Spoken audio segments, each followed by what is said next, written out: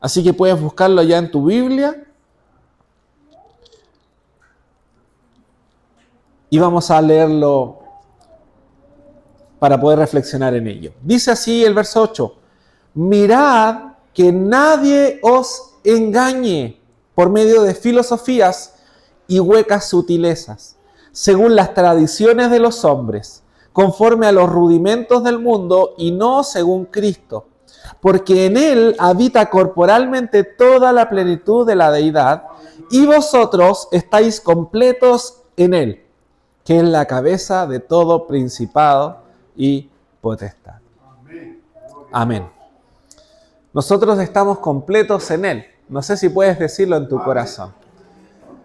Eso implica que no hace falta nada más. Él es todo. Él suple todo. Él genera en nosotros ese gozo que nada más puede provocar. Así que el tema o el título del mensaje de hoy es Firmes y Seguros. Pablo escribe la carta a los Colosenses por allá por el año 60 al 62 después de Cristo. Y ya hemos contextualizado cuál es la condición de Pablo que escribe esta carta. Él la escribe desde la cárcel, no por haber cometido ningún delito, sino que porque él era un riesgo para Roma, producto de la predicación y del efecto que la predicación tenía en la gente.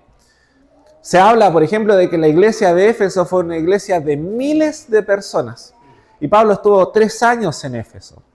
Y el ministerio no se detuvo una vez que Pablo salió de Éfeso, continuó. Fue tanto el impacto, por ejemplo, en Éfeso, que los brujos, aquellas personas que practicaban la hechicería, entregaban sus libros para ser quemados, dejando o abandonando sus prácticas. Y muy bien Lucas lo hace, cuando él describe esto, da a entender que el costo de estos libros era muy alto. Era una suma muy grande que obviamente hacía un daño para la economía del lugar. Pero Pablo obviamente estaba preocupado e interesado en que el reino del Señor creciera y hiciera eco en ese lugar. El problema de Colosenses es que esta carta está escrita para una iglesia que no conoce a Pablo, pero que Pablo los tiene profundamente enraizados en sus corazones. Él ha recibido muy buenas noticias de Epafras, quien le ha dicho, esta iglesia ha crecido, ha fructificado, hay muchos miembros en esta iglesia que están creciendo, pero estamos teniendo algunos problemas. Problemas con algunas ideas, pensamientos o teologías que se habían desviado de lo correcto y que le estaban agregando a la vida cristiana más condiciones de las que deberían ellos tener. La salvación para ellos no era simplemente el acto de Cristo entregándose, sino que habían más cositas que ponerle a esta ensalada. Algunos tenían que circuncidarse o dejar de comer algunas cosas, o quizás vivir la vida de cierta manera. Habían ciertas tradiciones que le estaban agregando a la vida cristiana.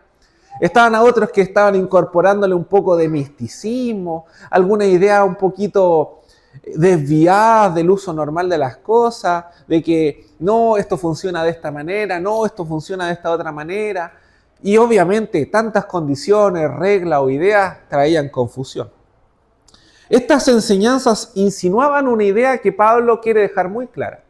Y es que para estos heretas o desviadores de la fe, Cristo no era suficiente. Algo más había que hacer. Querían buscar un conocimiento superior. Querían buscar la iluminación. Para ellos Cristo no era suficiente. Y lo que les dice Pablo en el capítulo 1 es que Cristo lo es todo. Amén. Él es la plenitud de Dios. Él lo es todo. Y no necesitamos nada más. Ahora, la vida en Cristo provoca una nueva vida en el cristiano. Provoca una manera de vivir agradable a Dios. Provoca que dejemos de hacer ciertas cosas que sabemos que nos hacen daño o que no traen beneficios sobre nuestra vida. Sabemos que cuando estamos en Cristo dejamos ciertos malos hábitos y los transformamos en buenos hábitos, pero no son condiciones para llegar a Cristo. Son el resultado de una vida transformada. Y por eso insistimos, hermanos, No le ponga condición a la gente. No le diga cambie antes de venir a Jesús. El Señor cambia. El Señor transforma. Cuando les decimos a las personas, vístanse de esta o de esta manera, compórtese de esta o esta otra manera, no estamos haciendo más que ponerle más carga a la gente de la que debería llevar. Pero una vez que Cristo viene a nuestras vidas, Él nos cambia. Él va moldeando nuestros corazones para que vivamos una vida que les es agradable. Ellos decían que para alcanzar una vida superior, una vida más espiritual, tenían que hacer algunos rituales, tenían que adquirir más conocimiento o incluso tener a mediadores espirituales. Y uno dijera hoy día, esto no está dentro de la iglesia, pero la verdad es que sí, sigue, con otras formas, otros modelos. Hoy día muchas personas se han vuelto devotos quizás de sus pastores, o han pensado que son ellos los únicos que le pueden traer la revelación de Dios. Y nosotros no somos más que siervos del Señor, servidores, personas que nos estamos formando en la palabra para enseñarles la palabra. Pero hermano, no se alimente solo de la palabra el domingo. Escudriñe la palabra del Señor. Profundice usted en la palabra del Señor. Porque así no va a venir cualquiera y le va a decir, la palabra del Señor es esto, esto y esto. Si usted está lleno de la palabra del Señor, algo le va a sonar en el oído, decir, esto me parece raro. Esta gente estaba escuchando cualquier voz, a cualquiera que se levantara y dijera algo que parecía medio espiritual. Y le estaban dando la razón porque no tenían mucho conocimiento de la palabra. Habían algunos firmes, algunos que habían profundizado, algunos que habían crecido, y ellos sí se mantenían firmes frente a estas ideas. Pero habían otros que no, que eran nuevitos en la fe y que cualquier cosa les parecía espiritual. Entonces viene Pablo y también incentiva a la iglesia a fortalecerse en el Señor, a escuchar a aquellos que tienen una enseñanza correcta, pero por sobre todo a entender que no necesitan nada más y solo a Cristo. Él era todo lo que necesitaban. Pablo entonces responde con esa afirmación. Cristo lo es todo. Pero este problema también está hoy día en nuestras iglesias. Ideologías que relativizan la verdad bíblica. Hermanos, hoy día la verdad es subjetiva. Porque yo tengo mi verdad y otro allá también tiene su verdad. Y su verdad es quizás más importante que mi verdad porque es suya. Hoy día la verdad es relativa, cuando la verdad no es un relativo, es un absoluto. Hoy día es que esta es mi manera de vivir, así me crié yo, así me formaron mis padres, esto es para mí el mundo. Así es para mí la sociedad. Cada uno es dueño de su propia verdad. Cada uno quiere vivir la vida como cree que es mejor vivirla. Pero la verdad es solo una y sabemos que es Cristo. También hoy día hay filosofías humanistas que excluyen a Dios de incluso nuestros círculos cristianos. Hoy día el humanismo muchas veces se ha inmiscuido en nuestra fe cristiana. Hoy día incluso se habla de justicia social en el reino de Dios. Que el primero que busca la justicia social es Cristo. Pero la verdad es que justicia social no es un concepto que aparezca en la Biblia. Es un concepto que hoy día le hemos incorporado a lo espiritual para hacerlo parecer espiritual. Inclusive he escuchado de personas que quiero mucho decir, el primer comunista fue Jesús. No sé si has escuchado eso. Jesús sería socialista si viviera en este tiempo. ¿Por qué? Porque parece medio espiritual que el Señor los ama a todos, que el Señor quiere que todos prosperen, pero es un mensaje hecho a la medida. No es un mensaje bíblico. De hecho, para los que tienen quizás más tendencia capitalista, Jesús tampoco es capitalista. Ni es capitalista, ni es socialista, ni es comunista. ¿Por qué intentamos volver a Cristo bajo nuestros propios modelos? Cuando eso no es más que humanizar o relativizar a Cristo. Hay otras ideas o espiritualidades alternas que quizás nos hacen alcanzar la iluminación. Hoy día dentro de las iglesias se ha metido la nueva era. El decretar, el declarar, que la voz tiene poder. Si yo llamo esto, se va a hacer. Si yo lo declaro, va a volverse una realidad. En ningún lado de la Biblia dice eso. Si tú decretas buenas cosas te van a venir. De hecho, hace no poquito tiempo, alguien me dijo, no digas eso, porque puede pasar. Alguien muy cristiano. Yo le dije, hay que tener cuidado porque se puede caer del cielo. No, estás decretando que se va a caer. Hermanos, eso dentro de nuestra vida cristiana no puede formar parte, porque eso son ideas externas, nueva era. Hermanos, no declaras, no decretas. El Señor es dueño del sí y del amén. Amén. Él dice lo que pasa. Él es dueño de nuestro futuro. Pero sí, con nuestra boca declaramos que Él es el Señor. Con nuestra boca podemos anunciar que Él y su reino se establezcan en esta tierra. Yo puedo declarar las verdades que ya son una verdad. No declarar lo que no pasa y mi voz de una manera metafísica vuelve lo que no es realidad una realidad. Eso no existe. Pero también es parte hoy día de la cultura cristiana. Hay movimientos que reducen a Jesús a un maestro moral. ¿Cuánto han escuchado de que Jesús fue un muy buen maestro? Pero nada más que eso. O un muy buen ejemplo o modelo. Pero relativizan la verdad del Jesús histórico a la del Salvador. Puedo aceptar que Jesús fue un muy buen hombre o que enseñó cosas muy buenas, pero que de eso pasa a ser el Salvador de mi vida y quien demanda de mi vida una vida santa, no, hasta ahí. Eso también está hoy día dentro de la iglesia. De hecho, también he escuchado de un muy buen amigo decir, la verdad es que no sé si realmente Jesús murió. Cristiano, pertenece a una iglesia, forma parte de ella, participa de ella activamente. Y hoy día esas cosas preocupan. En medio de estas corrientes y de las advertencias de Pablo sigue siendo urgente el concepto, mira que nadie te engañe. Y el Señor ya nos está diciendo lo mismo 3 semanas. Cuidado de ser engañados. El creyente debe recordar esta verdad fundamental.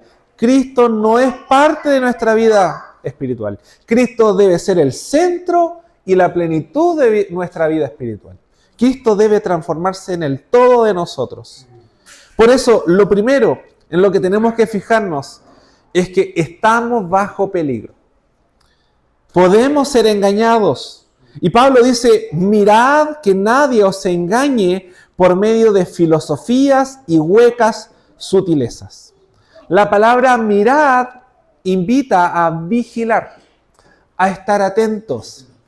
Muchas veces, hermanos, somos fácilmente sacudidos por ideas que parecen espirituales porque estamos medio dormidos. Veía el otro día un video de un niño en el colegio, a propósito de que empezaron las clases, que llegó al colegio, empieza la clase y se pone a dormir. Entonces el compañero de al lado le toca y le dice, el profe dice que vaya a borrar la pizarra. El niño se despierta preocupado y asustado y va y empieza a borrar la pizarra. El profesor lleva toda la pizarra escrita con ejercicios. El niño, además de molestar a su profesor, queda en ridículo. ¿Y qué pasa? No sé si te ha pasado, pero volvemos en un estado de alerta después de despertar y perdemos la noción de lo correcto. Y llegamos y actuamos. Hermanos, cuando viene la prueba y estamos dormidos, simplemente actuamos por inercia, pero no reflexionamos en lo que debemos hacer. Y Pablo dice, mirad, está alerta, debes estar pendiente, porque a nuestro alrededor están sucediendo cosas. No sé si has visto la noticia de que hay una guerra que hoy día puede transformarse en guerra mundial, en la tercera guerra mundial. Y quizás digas, no, esto está muy lejos de mí. Que Estados Unidos, que Irán, que Israel, hoy día probablemente Libia, Turquía no quiso responder, pero está ahí activo porque es miembro de la OTAN. Que todo esto esté sucediendo, quizás yo pueda decir, es que yo estoy a muchos kilómetros de distancia, esto no me afecta. Pero quiero recordarte que el escenario espiritual, escatológico de lo que va a suceder, está ahí, al medio de eso. ¿Y qué debería eso decirme? Que el tiempo del Señor está cerca. Entonces, si yo sé que esto me dice que todo lo que va a suceder, que la Biblia me dice que falta muy poco, casi nada, para que suceda, entonces debo estar alerta, ¿no? Debo estar preocupado de mantener mis vestiduras espirituales intachables para el Rey que viene. No debe asustarme, no debe preocuparme, porque el miedo aletarga. No sé si se acuerdan del Chavo del Ocho cuando le daba esa cosa a la garrotera y se enchuecaba por el miedo. Que no te dé la garrotera, hermano. Que tú puedas activarte cuando todo esto sucede. Cuando haya terror, cuando haya miedo a tu alrededor, tú di en tu corazón, mi Rey viene. Mi Rey viene por mí. Pero además de eso, la iglesia debería despertar a decirle al mundo que el Rey viene. Deberíamos activarnos a predicar la palabra del Señor con más denuedo, porque el Rey viene. Pero la iglesia hoy está dormida.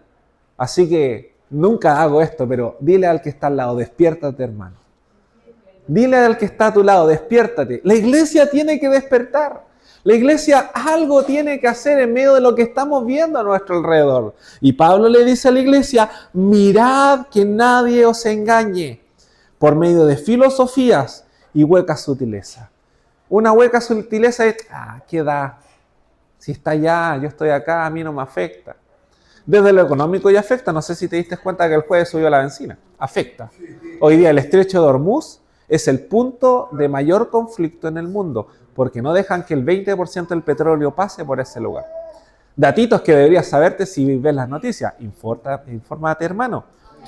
Pero Pablo dice, mirad, vigila constante lo que está sucediendo.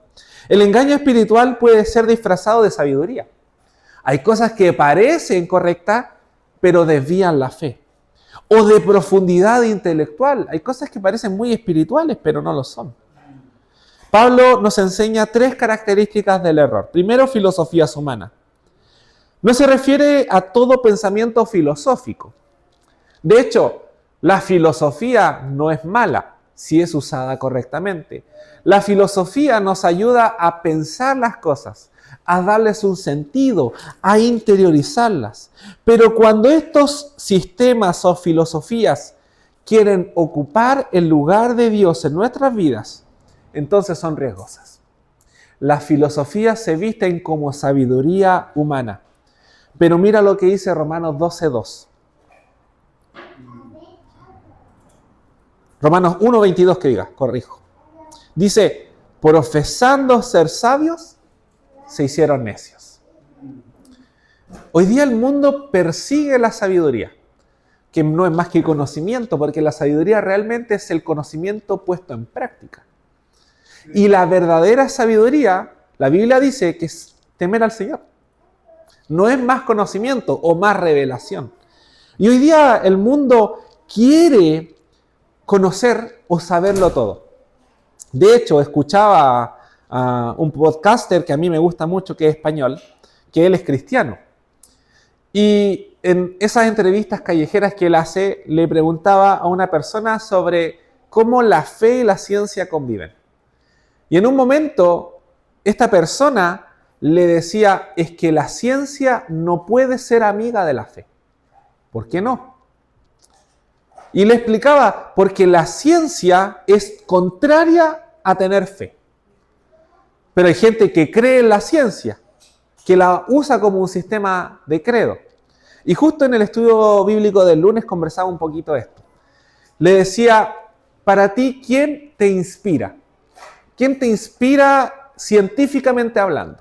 Y este hombre respondía, Charles Darwin, el padre de la evolución. Perfecto. Hablemos de Charles Darwin. Por cierto, este podcaster es muy entendido en ciencia, en filosofía, en antropología. Tiene muy buena herramienta. Y le decía, Charles Darwin postula en todo su concepto de evolucionismo de que algo debe haber transformado a través de los recursos del momento o de la vida para llegar a ser algo mejor. Pero 2 entes vivos no pueden evolucionar juntos. Decía, no, eso es imposible. Explícame la termita.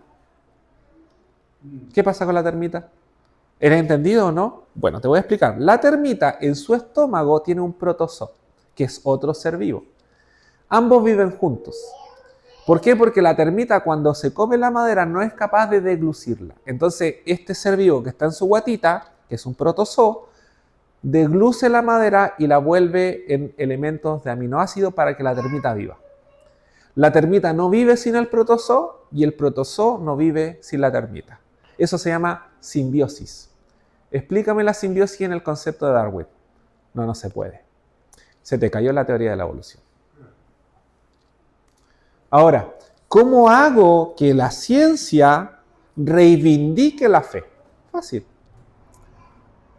Términos de ontología, cosmología y un montón de principios que hablan sobre Dios en base a la ciencia. Y sería muy bueno que profundices en eso porque te va a dar herramientas para conversar con gente que ha apartado la fe de su estilo de vida. Por ejemplo, algo tan básico como la ley de gravedad. La ley de gravedad son 9.81 metros segundo al cuadrado. Un dato, si se corrige en milésimas de segundo esta ecuación que es la ley de gravedad, automáticamente el ser humano saldría disparado de la Tierra. Porque es necesario que se dé este número, que es una constante, para que la vida en la Tierra pudiera haberse gestado. Le vamos a asignar a la evolución o al cosmos la sabiduría que solo obtiene un creador inteligente que pudo haber dado el número preciso para que tú estés hoy día sobre la Tierra. Y esa constante anuncia al creador. Por eso me hace sentido cuando los salmos dicen, los cielos anuncian. Yo veo la creación y digo, aquí hay alguien detrás de todo esto que ha creado todas las cosas. Pero el hombre profesa ser sabio y termina siendo necio. O hemos asignado a nuestra fe tradiciones de hombres. Pablo dice, cuidado con las tradiciones de hombres. Son ideas transmitidas culturalmente, pero que no tienen fundamento en nuestra relación con Dios. Hermano, muchas veces incluso hemos vuelto una tradición venir a la iglesia. Yo sé que tengo que venir a la iglesia de 11 a 1 de la tarde. Yo sé que el día tanto hay oración, yo sé que el día tanto hay estudio y lo agendo dentro de mi agenda semanal, pero es parte de mi vida. No es algo que me produce gozo. El salmista decía, yo me alegré con los que decían a la casa de Jehová iremos. ¿Cuándo fue la última vez que viniste con gozo a la casa del Señor? Y no por tradición. Y hemos vuelto a veces el pertenecer o el venir a la iglesia a una tradición. Y hay muchas cosas que hemos vuelto a tradiciones. Lamentablemente hay iglesias o corporaciones que incluso ponen ropa como tradición. O separar a un grupo respecto a otro. Y hermanos, no son más que tradiciones. Tradiciones que obviamente traen el error. Miren lo que dice Marcos capítulo 7, verso 13. Estas son palabras de Jesús. Y estas palabras son una denuncia pública respecto a lo que hacían los fariseos. Y dice el versículo, invalidáis el mandamiento de Dios por vuestra tradición. Entonces queremos aparentemente hacer lo que agrada al Señor, pero poniendo condiciones. En consecuencia, hacemos lo que desagrada al Señor porque Él nunca lo ha puesto. Cuidado con las tradiciones. Pablo también dice, cuidado con los rudimentos del mundo. ¿Qué son los rudimentos? Son principios espirituales básicos o sistemas religiosos que mantienen a las personas esclavizadas. Hermano, a veces ponemos tan pesadas cargas sobre otros. A veces hemos vuelto, por ejemplo, la disciplina espiritual dentro de la iglesia una forma de apartar al hermano, cuando la disciplina debería volverse una oportunidad para restaurar al que se ha caído. Hoy día es fácil dentro de la iglesia decir, el que pegó, allá, a la esquina. Cuando el que pecó debería acercarse a mí y yo debería abrazarlo, enseñarle, fortalecerlo para que se aparte del pecado. Pero hemos vuelto estos rudimentos del mundo. El jefe echa al que no le sirve, pero en la iglesia yo no puedo hacer eso. No hay nadie que nos sirva. Pero si el hermano ha pecado o ha fallado, tengo que abrazarlo. No tengo que rechazarlo. O si no, ¿cómo se va a restaurar? Y lo hemos vuelto rudimentos del mundo. Pero todo esto tiene algo en común. Cristo no está en esto. Esto no es del Señor. Así que tengo que preguntarme criteriosamente, ¿en lo que hago está Cristo? Cuando yo enseño esto o doy este consejo, ¿está Cristo en esto? ¿Esto va a acercar a la persona a Cristo o lo va a terminar alejando? Por eso Cristo es el todo y en todos. Segundo, versículo 9, la plenitud divina habita en Cristo. Pablo deja muy en claro que en Cristo habita la plenitud de Dios. Y esta afirmación no es una afirmación antojadiza, sino que nos habla de algunos conceptos que el cristiano tiene que recordar. Primero, plenitud, que significa la totalidad absoluta de Dios. Pleno es todo, no le falta nada. Y decir que en Cristo está la plenitud de Dios es que a Cristo no le falta nada. No tengo que agregarle algo más. No hay algo más que tengamos que hacer para. Lo que tú haces, el cómo sirves en la iglesia, el cómo muestras amor a los demás, es resultado de la vida de Cristo. Y no condición para tener a Cristo. Luego Pablo dice que en Cristo habita. Y eso implica presencia permanente y no temporal. Y luego el concepto corporalmente, y eso declara que Dios se manifestó en el mundo plenamente en Cristo. Cristo es plenamente Dios. Y estos tres conceptos afirman la divinidad de Cristo. Divinidad, por cierto, que había sido cuestionada en Colosas y que Pablo obviamente buscaba reafirmar. Por allá, por el libro de Juan, en el capítulo 1, la Biblia nos dice, en el principio era el verbo y el verbo era Dios. Y luego el verso 14 del mismo capítulo 1 dice, y el verbo, ese verbo, aquel verbo, fue hecho carne. Él se hizo carne. Por lo tanto, buscar algo que esté fuera de Cristo es buscar menos que Cristo. Porque Cristo es todo y es suficiente para nosotros. Y aquí el versículo 10 subraya lo que quiero yo profundizar. Y el texto dice, el creyente está completo en Cristo. Pablo les dice a los cristianos, vosotros estáis completos en Él. Y a veces, hermanos, buscamos algo más. Si de verdad estuviéramos completos, estaríamos gozosos. Ahora pregúntate, ¿hay gozo en tu corazón?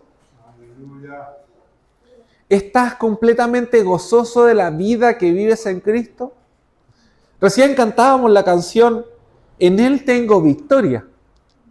Por Él venzo, decíamos al Señor con otras palabras. Pero a veces, hermanos, no vivimos de victoria en victoria. Como que apenas rasguñamos el día a día. Hermanos, sí, el Señor dice que nos quiere llevar de victoria en victoria. Pero la victoria está garantizada cuando estamos completos en Él. Cuando Él es el todo de nosotros. Y a veces no estamos completos en Él. A veces buscamos algo más. El cristiano no necesita otro mediador o otra revelación o otra fuente de salvación. Incluso el cristiano no necesita otro amor que no sea el de Cristo. Insisto en esto. ¿Por qué amamos a nuestros hermanos, a nuestros esposos, a nuestra familia? Como un resultado de la obra de amor en nosotros por Cristo. Pero a veces tengo un poquito del amor de Cristo, tengo un poquito del amor de esta persona, tengo un poquito de esto y me voy satisfaciendo de un poquito de todo. Cuando es Cristo la única satisfacción que yo debería tener. Cristo suple nuestra redención, nuestra reconciliación, nuestra identidad, nuestra vida espiritual. Pero a veces tenemos incluso conflictos con nuestra identidad, con lo que somos. He hablado en otras ocasiones de esto que hoy día se dice que es una moda, pero preocupa. El concepto de jóvenes que se creen animales, que se autoidentifican con algo que dice, esto me llena, esto me completa, esto es lo que realmente soy. Y entre la humedad, y entre el chiste, y entre el meme, hermanos, preocupa que hoy día una generación crea que su verdadera identidad está en ser un animal. Que una generación hoy día crea que no es aquello que biológicamente se ve. Se ve hombre, pero en su interior es una mujer. Todo eso debería preocuparnos y no es más que la ausencia de Cristo en sus vidas. Pero cuando estamos completos en el Señor, no necesito nada más porque mi identidad está en Jesús. Y quiero decirte algo. Antes de cristiano, antes de pertenecer a la iglesia Centro Bíblico Nueva Vida, antes de ser parte de una familia, primero eres hijo de Dios y Él es tu Padre. Y esa es la identidad que necesitas recordar. Eres creación de Dios y sobre ti está la imagen del Dios creador de todas las cosas. Y ese es el problema. Hoy día el mundo, y sabemos que detrás del mundo está el enemigo, está el proyecto de desvirtuar la identidad de Dios, dando una nueva identidad. Y esto debería preocuparnos. Ahora, pregúntate, ¿por qué estos jóvenes tienen una profunda crisis de identidad? Hay un tema con los padres. Hay padres que no enseñaron correctamente a sus hijos. Porque yo sé que sus hijos, los que son adolescentes o jóvenes, no van a ir y empezar a convertirse o identificarse con algo distinto porque sé que le has enseñado correctamente los principios del Señor. Pero ellos tienen una carencia de amor, de paternidad, una carencia de cuidados que les hacen pertenecer a algo, sentirse que pertenecen a otra cosa. Hermanos, cuidemos a nuestros hijos. Fortalezcamos la enseñanza que ellos deben recibir. Y Pablo añade este concepto de nuestra vida en Cristo y de estar completo en Él, la idea de que Él es la cabeza de todo principado y potestad. Y esto nos recuerda que Cristo tiene autoridad absoluta sobre todo poder espiritual. Así que quiero, antes de ir terminando, dejarte algunas aplicaciones prácticas para la vida cristiana en base a esto de fortalecernos en el Señor y mantenernos firmes en Él. Primero, discierne toda enseñanza a la luz de Cristo. No cualquier cosa que parece espiritual o parece que tiene algo del Señor es del Señor. El creyente debe evaluar todo pensamiento espiritual o ideológico preguntando, ¿esto está de acuerdo con Cristo? ¿Esto lo aprobaría el Señor? ¿Esto va de acuerdo a los principios que ha aprendido en la palabra? ¿Sabes lo que dice la Biblia? Examínalo todo, pero retén lo bueno. A veces le tenemos miedo a descubrir las cosas por miedo a que me contaminen. Pero hermano, si estás firme en el Señor, por ejemplo, ir a la universidad no te va a confundir. Vas a decir, no, esto no es de Dios. Listo. Pero las generaciones antiguas le enseñaban a sus hijos a no ir a la universidad porque se podían confundir. Hoy día, vayan, aprendan, fórmense, saquen profesiones, pero cuidado con lo que oyen. Y para eso, enseñémosle a nuestros hijos a tener principios claros. Examínalo todo, dice la palabra, retén lo bueno. La fe madura no acepta todo lo que parece espiritual. Segundo principio, mantente firme en la palabra de Dios, porque la mejor defensa contra el error es conocer la verdad. La mejor defensa, justamente la oración de Jesús en el libro de Juan, capítulo 17, verso 17, es santifícalos en tu verdad. Y ahora te pregunto, ¿cuál es la verdad de Dios? Su palabra. Tu palabra es verdad, dice la Escritura. Así que para que tengas en tu corazón la verdad de Dios, debes estar impregnado de la palabra de Dios. Una pregunta que duele, ¿cuánta palabra hay en tu corazón? ¿Cuánto de la Biblia tienes en ti para poder mantenerte firme? Un creyente sin Escritura es vulnerable. Así que tienes que alimentarte de la palabra para crecer. Tercer principio, recuerda que Cristo es suficiente, que no necesitas nada más que el Señor. Muchos buscan plenitud de éxito, muchos buscan plenitud de experiencias espirituales, muchos buscan plenitud de una experiencia religiosa. Si yo alcanzara esta profesión, sería realmente feliz. Si yo pudiera estar con esta persona para el resto de mi vida, yo sería realmente feliz. Si yo pudiera tener estos hijos, sería realmente feliz. Si yo tuviera este sueldo o este nivel socioeconómico, sería realmente feliz. Hermano, Todo eso es basura si no tenemos a Cristo.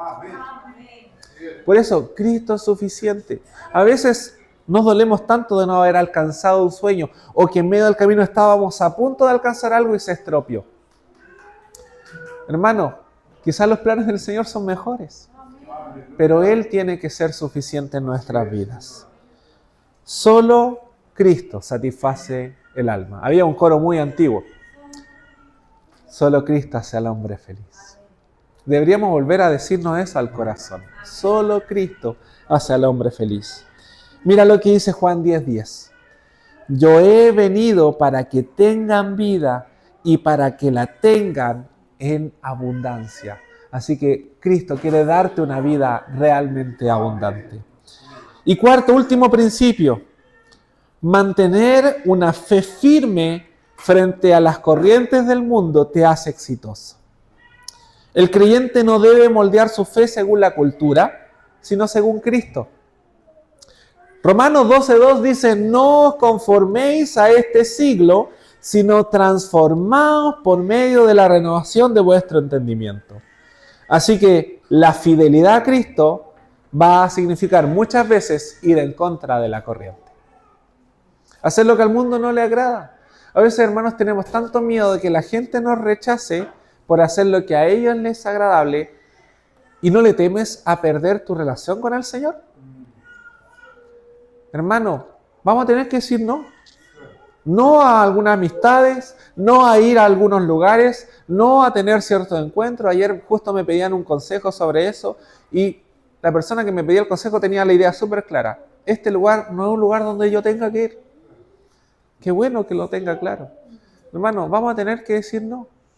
Y no quiere decir que no quiero a esta persona, que no le tengo cariño, que no es importante para mí. No, primero porque a mí no me hace bien. Y si le amo, háblale del Señor. Pero no frecuentes lugares que sabes que te pueden hacer daño. El Señor quiere traer seguridad a tu vida. Quiere traer paz verdadera. Quiere hacerte tener victoria sobre el mundo. Quiere darte vida eterna. Así que, ¿cómo estamos completos en el Señor? Él te ha dado redención, Él te ha dado perdón, Él te ha dado una nueva vida, Él te ha dado acceso al Padre, Él te ha dado esperanza eterna. Así que puedes decir con toda certeza, igual que Pablo, todo lo puedo en aquel, todo lo puedo en Cristo que me fortalece. La iglesia debe recordar esta verdad más que nunca. Cristo no es una ayuda espiritual, Cristo no es un comodín. Cristo es nuestra plenitud. Cierra tus ojos. Amado Padre Celestial, te damos gracias. Gracias por tu palabra, Señor. Gracias, Señor, por la vida eterna que tenemos en ti. Gracias, Padre Celestial, porque en ti dice la palabra que puedo estar completo, que tengo que estar completo. Señor, y si hay algo en mi corazón que hasta ahora ha ocupado el lugar que solo tú debes ocupar, te pido, quítala, Señor. Quítala porque no me ha hecho bien, porque no me ha traído el gozo que he anhelado, porque no me ha dado el éxito que realmente necesito. La Biblia me recuerda que solo en ti estoy completo. Señor, y la única forma para vencer el error, para vencer las ideas o aquellas cosas que me puedan alejar de Cristo, es entender que mi plenitud está en el Señor. Que tú eres el todo para mí. Ayúdanos, Padre. Ayúdanos a darte el valor que tú tienes o deberías realmente tener en nuestras vidas. Bendícenos, Señor. Te adoramos, Padre. En el nombre de Jesús. Amén. Gracias, Padre Celestial.